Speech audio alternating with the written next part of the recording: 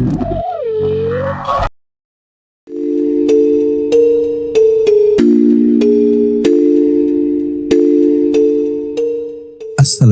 warahmatullahi wabarakatuh. Setiap orang punya cerita, tapi tidak semua berakhir bahagia. Selamat datang di Cerita Dari Mereka, tempat di mana kisah nyata, misteri, dan kejadian tak terduga diceritakan apa adanya.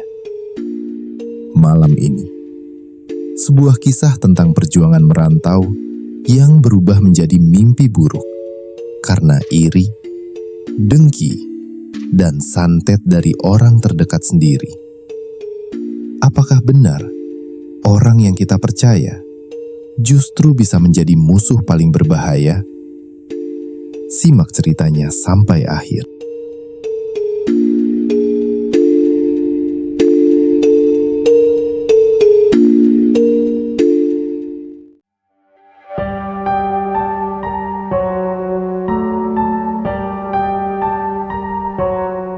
Ranti dan Ratno berniat pergi merantau ke Jakarta mencari kehidupan baru. Karena di kampungnya sendiri, mereka tak bisa membuka usaha. "Mak, Pak, kami berdua berniat mau mengadu nasib ke Jakarta." "Ke Jakarta? Kalian mau ngapain di sana?" tanya ibunya Ranti. "Mak, sama Bapak, doakan kami saja. Kami di sana mau buka usaha. Kalau di Jakarta mudah untuk mengais rezeki. Yang penting kita usaha." "Mau usaha apa kalian di sana?" "Rencana kami mau buka warung tenda pecel lele." Kedua orang tua Ranti hanya bisa mendoakan agar mereka berdua dapat hidup dengan baik di Jakarta. Beberapa waktu kemudian, terlihat mereka sudah ada di dalam bus antar provinsi. Perjalanan dari Lamongan ke Jakarta cukup melelahkan. Tapi Ranti dan Ratno terlihat sangat bahagia. Setelah dapat kontrakan mereka, lalu mencari tempat untuk membuka usaha warung tenda pecel lele. Setelah mendapatkan tempat usaha, "Mas, pagi ini kita harus belanja. Nanti malam kita sudah mulai dagang." Ratno lalu mengeluarkan motornya. Mereka berboncengan menuju pasar tradisional yang ada di sana. Sore sampai malam hari, Ranti dan Ratno sibuk melayani para pembeli yang antri. Dagangan mereka pun habis semua. "Alhamdulillah Mas, dagangan kita habis semua." "Iya, besok kita belanja. Tambahin dikit aja lagi," ujar Ratno. Walaupun warung tendanya baru buka, tapi sudah mempunyai pelanggan yang tiap malam selalu datang untuk membelinya. Jadi, mereka tak usah repot-repot mencari pelanggan, karena banyak yang mengakui kalau sambal pecel lele mereka sangat enak. Pelanggan mereka banyak, ada yang makan di tempat, atau dibungkus untuk dibawa pulang. Bahkan yang mengantri berdiri juga banyak, karena nggak kebagian tempat duduk. Warung tenda pecel lele mereka sangat ramai, maka dia memanggil 3 orang sepupunya untuk membantu mereka. Karena ketika mereka baru saja buka warung tenda pecel lelenya, para pelanggan datang sendiri. Mereka tidak hanya menyediakan pecel lele, mereka pun menyediakan ayam goreng, tahu tempe, serta soto ayam dan ayam lele bakar. Di seberang jalan, Herman dan istrinya pun membuka warung tenda yang sama, dan mereka selalu iri melihat banyaknya orang yang antri di warung tenda milik Ranti dan Ratno. "Bu, kapan ya kita dagang bisa laris seperti mereka?" ujarnya pada istrinya Santi. "Hus, kita nggak boleh begitu, Pak. Rezeki sudah diatur oleh Allah." Tiba-tiba, "Pak, pecel lele pakai nasi ya," ujar pembeli yang baru saja masuk ke warung tendanya. "Baik, sebentar ya," jawab Herman. Dia pun lalu membuatkan makanan sesuai dari pesanan pembeli. "Itu warung tenda yang di depan itu laris banget ya, Pak. Tadinya aku mau beli di sana, tapi karena antriannya panjang banget, males deh. Di sini juga sama aja kan, Pak?" Herman yang dari tadi mendengar pembelinya mengatakan warung milik Ranti yang sangat ramai itu, hatinya sangat sakit dan kesal. Ngomong gituan sama gue sebel banget." Setelah selesai, dia pun lalu memberikan pesanan itu pada pembelinya. "Berapa semuanya, Pak?" 15.000 aja. Dia pun lalu memegang uang itu dan ditepuk-tepukan pada etalase tempat ayam dan tahu tempe. Lalu dia duduk di depan warungnya, tetapi tatapannya yang ganjil selalu mengarah ke warung tenda milik Ranti dan Ratno. Laris manis, ujarnya, karena dari sore baru 2 orang yang membeli dagangannya. Rupanya kelakuan Herman tadi tak luput dari perhatian Ranti. "Mas, warungnya Mas Herman jualannya sama persis kita ya?" "Iya, Ran. Pantesan, dari tadi aku perhatikan, Herman itu selalu menatap ke arah warung kita. Aku jadi sedikit ngeri." "Sudahlah, jangan suudzon. Nggak baik. Rezeki itu udah diatur sama Allah." Aroma bumbu yang sedang ditumis bersama lauk pun tercium sangat harum sekali. Menggoda bagi mereka yang melewati warung tenda milik Ranti. Jam 12 malam, jalanan sudah sepi. Pembeli pun sudah jarang. Ratno lalu menghitung penghasilan mereka malam ini. "Lumayan, Mas. Hasil penjualan hari ini..." "Bukan lumayan lagi. Alhamdulillah. Yang penting, kita tetap menjaga kualitas dagangan kita. Jangan sampai mengecewakan para pelanggan." "Mbak, dagangan kita memang laris banget. Aku juga kepingin, bila suatu saat, aku bisa buka dagangan sendiri. Dan bisa selaris dagangannya Mbak dan Mas Ratno," kata Andi pada mereka. "Ya Alhamdulillah. Semoga suatu saat nanti, kamu bisa jualan sendiri, Andi. Sekarang sih, yang penting kamu belajar ilmunya dulu. Sama gaji, jangan kamu habis-habiskan untuk hal yang gak perlu. Kalau bisa, separuhnya ditabung. Biar bisa terkumpul buat modal kamu berdagang," ucap Ratno pada Andi. "Nggih, Mas." Setelah para karyawan membereskan semua peralatan, Toto, Andi, dan Budi mendorong gerobak untuk dibawa pulang. Di seberang jalan, terlihat Herman. Warung tendanya masih buka, karena dagangannya masih banyak. Tiba-tiba, sebuah mobil berhenti di depan warung tendanya Herman. Dia sangat gembira sekali, karena mengira orang yang ada di dalam mobil itu akan membeli dagangannya. Tetapi, "Maaf Pak, warung tenda Mbak Ranti yang di seberang jalan sana sudah tutup ya?" tanya seorang wanita dari dalam mobil. "Sudah tutup dari tadi? Mau beli apa toh? Di sini juga ada dan sama," kata Herman dengan ramah. "Enggak deh, makasih." Kirain mau beli, cuma nanya doang. Udah tahu warung depan udah tutup, pakai nanya di sini. Buang-buang waktuku saja, gumam Herman kesal. Jam 2 pagi, Herman dan istri pulang ke kontrakannya. Walaupun dagangannya masih banyak, tapi dia kasihan melihat Sinta yang terlihat lelah dan mengantuk. "Tutup aja, Bu. Udah hampir pagi. Kasihan Ani sendirian di rumah." "Jadi kita tutup, Pak. Hasil kita hari ini gimana, Bu? Masih banyak lagi. Tapi di warungnya Ranti pasti habis semua. Wong laris manis, yang beli aja sampai antri." "Sudahlah, Pak. Rezeki sudah ada yang atur. Biar dikejar juga. Kalau belum waktunya, ya nggak dapat juga," ujar istri Herman sambil terus masuk ke dalam rumah kontrakannya. Tetapi Herman masih duduk di depan kontrakan samping gerobaknya. Istrinya Herman terkejut ketika dia tahu kalau suaminya belum masuk ke dalam rumah. Dia pun lalu berjalan keluar rumah lagi dan menghampiri suaminya. "Minum kopinya dulu, Pak, biar otaknya nggak panas." "Makasih, Bu. Kalau nggak ada ibu di sampingku, mungkin aku pasti gila. Dagang setiap hari nggak habis mulu." Lalu dia menyeruput kopi itu, dan dia merasakan tubuhnya langsung jadi segar kembali. Sekarang dia jadi lebih santai. "Bu, kalau besok mungkin aku nggak jualan dulu. Mau pergi ke rumah teman lamaku. Ada urusan penting."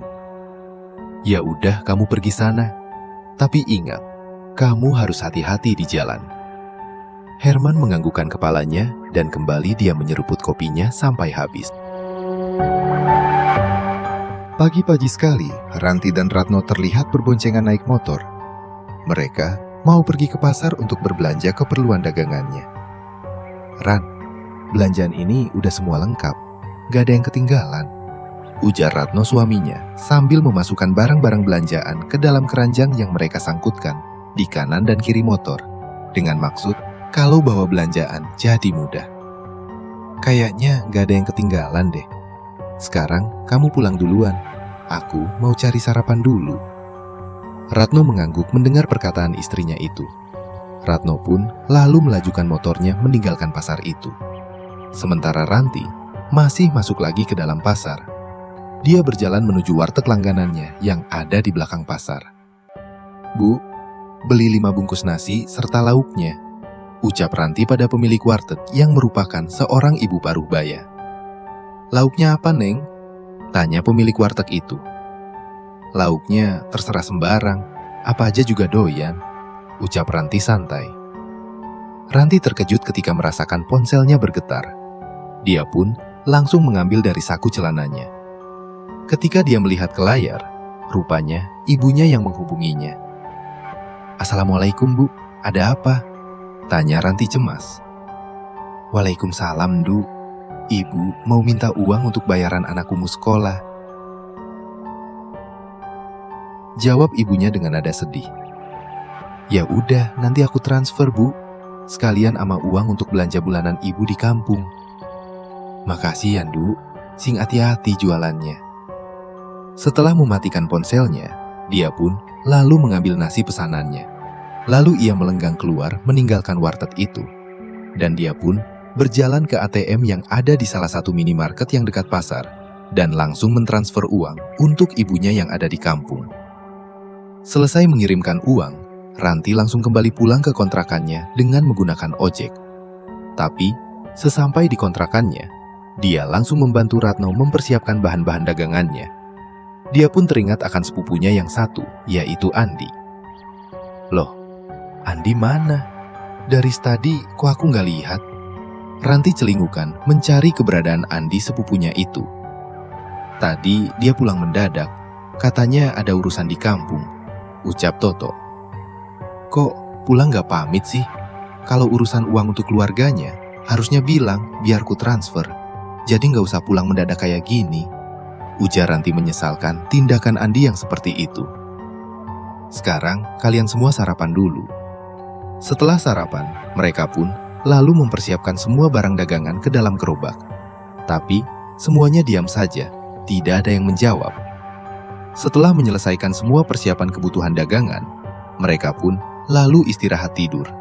Karena nanti jam 5 sore mereka harus sampai di tempat mereka mangkal untuk berjualan selama ini. Jam 5 sore tepat, mereka sudah membuka warung tenda pecel lelenya. "Kok tumben warungnya Pak Herman tutup? Biasanya dia udah buka," ujar Ranti sambil menunjuk ke arah warung Pak Herman yang tutup. "Udahlah Ran, jangan dibahas. Dagang seperti kita ini kan capek. Dia butuh istirahat," ucap Ratno pada istrinya. Dia nggak mau istrinya suka ngegibah. "Iya ya Mas," kata Ranti sambil memotong kol dan yang lainnya. Ketika Ranti sedang asik memotong-motong sayuran, tiba-tiba dia merasakan sakit yang teramat sangat di kepalanya. Tadinya hanya sakit sedikit, tapi lama-kelamaan sakitnya nggak bisa tertahankan lagi. "Mas, kepalaku kok tiba-tiba sakit banget." Ketika Ranti sedang bicara seperti itu, dia langsung jatuh tersungkur pingsan. "Kalau begitu, kita ke rumah sakit sekarang." "Tok, Bat, handle dulu semuanya. Aku mau antar mbakmu ke rumah sakit," pinta Ratno pada kedua karyawannya. "Baik, Mas." Ratno pun membonceng Ranti menuju ke rumah sakit untuk diperiksa. Sesampainya di rumah sakit, dokter mengatakan kalau kondisi Ranti baik-baik aja, gak ada penyakit yang mengkhawatirkan. Setelah diberi obat penahan rasa nyeri, Ratno pun kembali membonceng Ranti untuk diantar pulang ke kontrakan. "Kamu istirahat aja. Mungkin kamu juga kecapean," kata Ratno pada istrinya. Ranti pun mengangguk. Dia pun lalu rebahan di kasurnya. Tiba-tiba, dia melihat seekor burung terbang di dalam kamarnya. Seperti burung yang sedang mabok, dan akhirnya burung itu jatuh di depan Ranti yang sedang tiduran itu. Dia pun lalu duduk dan mengamati burung itu. Dan dia melihat burung itu kepalanya miring. Sepertinya dia habis terjepit sesuatu. Kasihan kamu, kenapa kepalanya seperti ini? Pasti sakit ya? Tanya Ranti. Tetapi ketika Ranti ingin memegang kepala burung itu, dia langsung terbang dan menghilang. Aneh banget, kayak kebetulan. Ranti tertidur pulas akibat pengaruh dari obat penahan rasa nyeri yang diberikan dokter tadi. Jam 11:30 malam, Ranti terkejut dan menjerit sejadi-jadinya seperti ada sesuatu yang menusuk di setiap inti kepalanya. Dia meraih ponselnya untuk menghubungi Ratno. Tapi gak diangkat ponselnya. Mungkin dia jam-jam segini lagi sibuk, pikir Ranti. Setelah berpikir seperti itu, dia pun lalu tersungkur dan pingsan lagi. Ratno yang sedang melayani pembeli merasakan hatinya selalu gak enak. Apalagi dia meninggalkan istrinya yang sedang sakit di rumah. Toh, Bat, apa masih banyak dagangan kita? Tinggal sedikit kok, Mas. Kalau begitu, aku tinggal pulang ya. Aku gak enak ninggalin mbakmu yang sedang sakit. Takut kenapa-napa di rumah dia sendirian. Nggih, Mas. Biar kami berdua nanti yang beresin ini semua. Setelah berkata seperti Ratno, lalu menaiki motornya. Dan dengan cepat, dia melajukan motornya menuju kontrakannya. Alangkah terkejutnya ketika dia sampai rumah, melihat istrinya sudah tak sadarkan diri.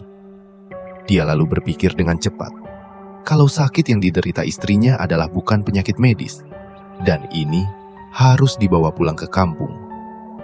Dia menunggu kedua karyawannya pulang ke kontrakan, dan dia akan membawa pulang istrinya ke kampung halamannya untuk berobat. Keesokan harinya, dengan memakai travel, Ratno membawa istrinya pulang, dan kedua karyawannya diberi libur. Semenjak warung tenda Ranti tutup, maka warung tendanya Hermanlah yang ramai pembelinya. Alhamdulillah, itu warung seberang tutup. Aku doakan agar dia tutup selamanya, biar warung aku gak ada saingan. Gumam hati Herman sambil tersenyum. Setiap ulang berdagang, dia selalu bersiul, karena bahagia dagangannya habis laris manis. Sementara itu di kampung, keadaan Ranti yang semakin parah, itu pun membuat ibu kandungnya mendatangkan seorang kiai sepuh yang sangat terkenal di kampung itu. Ketika diperiksa oleh kiai itu, mereka berdua sangat terkejut ketika mendengar penuturan kiai tersebut. Ini bukan sakit biasa, tapi guna-guna dari orang yang sangat dekat dengan kalian. Siapa kiai? Kami hanya ingin tahu. Nanti kalian tahu sendiri. Gak perlu kalian balas dendam. Ikhlaskan saja, kata kiai itu. Lalu Ratno diberi 1 botol air yang sudah didoakan. Dan nanti, air itu diminumkan dan diusapkan pada kepala Ranti dan seluruh tubuhnya. Bila habis, harus minta lagi pada kiai. Ratno di kampung mengurus Ranti yang sedang sakit itu cukup lama. 1 bulan lamanya, Ranti sakit. Dan sekarang, dia sudah pulih kembali dan berencana akan kembali ke Jakarta lagi. Karena mereka kasihan pada Toto dan Budi. Ketika mereka mau berangkat ke Jakarta, mereka pun mampir ke rumah Andi. Mereka sangat terkejut ketika ibunya Andi mengatakan kalau Andi sudah lama gak pulang, karena dia sudah berjualan sendiri. Maafkan Andindo, karena telah buka usaha sendiri. Gak apa-apa, Le. Kami senang bila dia punya usaha sendiri. Setelah itu, mereka pun berangkat ke Jakarta. Sesampai di kontrakan, mereka pun kembali disibukkan dengan semua urusan dagang. Malam itu malam minggu, dan sangat cerah. Ranti terkejut karena tak jauh dari warung tendanya Herman, ada warung yang jualannya persis sama dengan mereka. Mas, di depan sana ada warung tenda baru. Kok bisa dia dagang dekat warungnya Pak Herman ya? Udahlah Ran, jangan urusan orang lain. Tapi, tunggu. Kayaknya aku kenal deh sama yang dagang di warung seberang itu deh. Tunjuk Ranti sambil terus menatap ke seberang. Oh, itu Andi. Kok tega banget dia buka warung sama persis dengan kita. Dan jualannya di depan mata kita lagi. Udahlah Ran, berarti dia mau mandiri lepas dari kita. Semenjak Andi buka warung tenda pecel lele yang sama, pendapatan Ranti agak menurun drastik. Dan warung tendanya Andi lah yang laris manis seperti warung Ranti dan Ratno dulu. Beberapa bulan kemudian, ketika malam itu malam Jumat dan hari pun sudah menunjukkan pukul 12 malam, Ranti dan Ratno serta kedua karyawannya sedang membereskan dagangannya. Tiba-tiba, ada sebuah mobil truk dengan kecepatan tinggi. Nampaknya, mobilnya tak bisa dikendalikan. Brak! Terdengar suara benturan keras dan ledakan dari tabung serta beberapa orang yang berusaha menolong para korban yang sedang makan. Mereka menjerit histeris karena mendapati tubuh Andi yang sebagian tubuhnya tersiram minyak panas. Karena saat itu, dia sedang menggoreng pesanan pelanggannya. "Mas, kita lihat keadaan Andi. Semoga nggak parah." Mereka beramai-ramai mau melihat keadaan warung tenda Andi yang rusak parah. Ratno lalu membawa Andi ke rumah sakit terdekat karena wajahnya harus segera ditangani karena luka bakarnya 80%. Keesokan malamnya, warung tenda Andi tutup total dan sekarang sudah disewakan oleh pemilik lahan pada orang lain. Kembali warungnya Ranti dan Ratno jadi ramai. Lagi, kalau Herman memang bukan saingan mereka.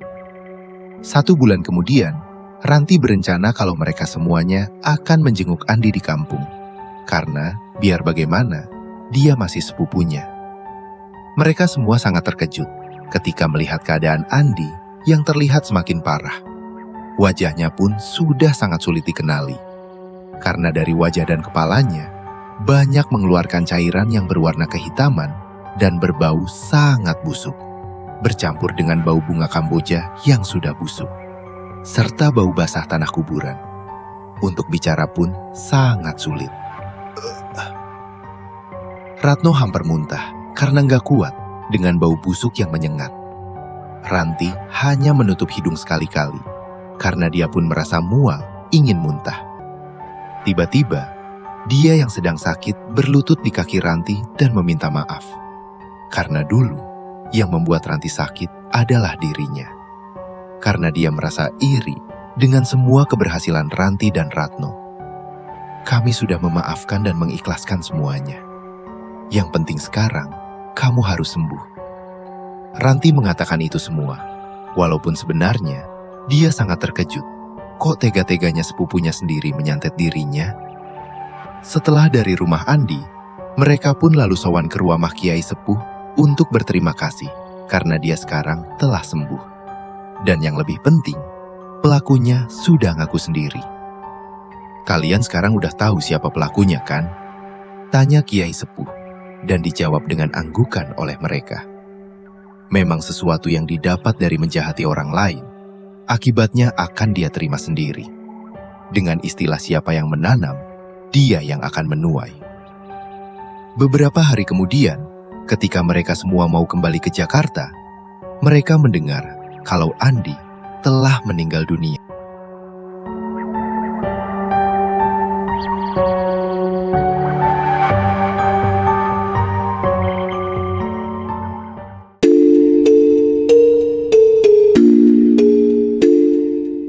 Terkadang yang paling menyakitkan bukanlah kegagalan, tapi pengkhianatan dari orang terdekat. Apa yang dialami Ranti membuktikan bahwa iri hati bisa membawa seseorang pada kehancuran, bahkan sebelum orang lain menjatuhkannya. Dan satu hal yang pasti, apa yang kita tanam, itulah yang akan kita tuai. Terima kasih sudah mendengarkan cerita dari mereka. Jangan lupa subscribe, like, dan bagikan. Karena semakin banyak yang mendengar, semakin banyak yang tahu bahwa mereka benar-benar ada. Wassalamualaikum warahmatullahi wabarakatuh.